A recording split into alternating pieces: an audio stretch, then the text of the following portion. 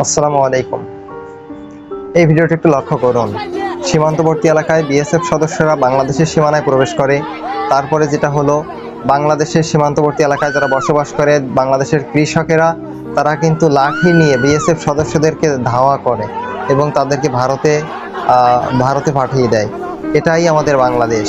ভারতের বিএসএফের বিপক্ষে লড়াই করার জন্য আমাদের সীমান্তবর্তী এলাকায় যে সমস্ত কৃষকেরা বসবাস করেন, শুধু তারাই যথেষ্ট।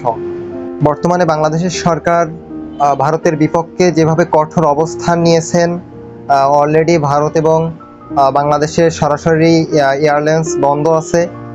অ্যাকচুয়ালি টোটাল সব বিষয়ে, পানি, অর্থ ব্যবস্থা, আমদানি রপ্তানি, টোটাল সব বিষয় মিলে সরকার যে একটা কঠোর অবস্থানে আছে, এটাই আমরা চেয়েছিলাম যে বাংলাদেশ সরকার যদি তাদের বিপক্ষে কঠোর অবস্থানে থাকে, তারা আমাদের থেকে ক্ষতিগ্রস্ত হবে। আমাদের ক্ষতি হওয়ার সম্ভাবনা নাই, বা তারা বরঞ্চ আমাদের কাছে মাথা নত করবে।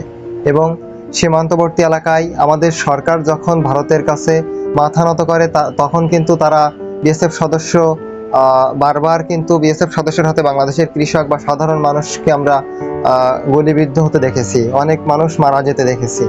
কিন্তু সরকার যদি কঠোর অবস্থানে থাকে, তাদের কোনো রকম সুযোগ নাই, বা তাদের এই পরিমাণে সাহসও নাই যে তারা বাংলাদেশের সাধারণ মানুষের উপর তারা বিএসএফ সদস্যরা গুলি করবে। আমাদের বিজিবি শক্তিশালী হলেও সরকার যখন ইন্ডিয়ার প্রতি দুর্বলতা দেখায়, তখন বিজিবিরও কিছু করার থাকে না। তারা চাইলেও তাদেরকে কিন্তু মারতে পারে না।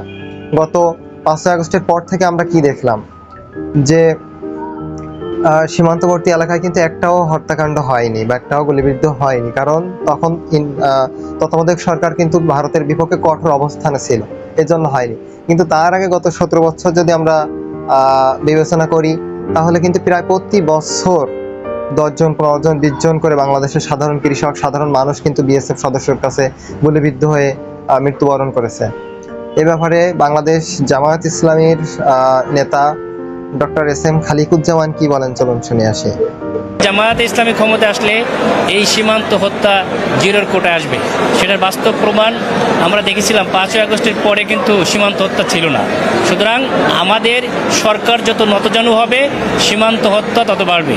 আমরা যত বলিষ্ঠ থাকব, ততই এই সীমান্ত হত্যা তাদেরকে একটা করলে তাদের 10টা মারা যেতে পারে, এই ভীতি তাদের মধ্যে যখন হবে, তখন এই সীমান্তে আর কোনো হত্যা হবে না। আমরা অবশ্যই বন্ধুত্বপূর্ণ সম্পর্ক চাই। এর মানে এই নয় আমার ভাইয়ের বুকে গুলি করবে আর আমরা বসে থাকবো। অদূর ভবিষ্যতে সেখানে সরকার যদি পরিবর্তন হয়েছে, তারা অত্যাচার করছে, কিন্তু সব কিছুরই একটা সীমা আছে। আল্লাহ ছাড় দেন কিন্তু ছেড়ে দেন না। আমাদের দেশের এই ছাত্র জনতা ইনশাল্লাহ দেখছে, কিন্তু ছাড় দেবে না। সরকারকে আমরা অবশ্যই আরও বলিষ্ঠ ভূমিকা রাখার জন্য এক্ষেত্রে আহ্বান করব। আমাদের প্রত্যেকটা জীবনই অমূল্য। এই প্রত্যেকটা মায়ের বুকে এই সম্পদ যেন আর খালি না হয়। জামায়াতে ইসলামী সেই ব্যাপারে ভবিষ্যতে বড় ধরনের পদক্ষেপ নেবে ইনশাআল্লাহ।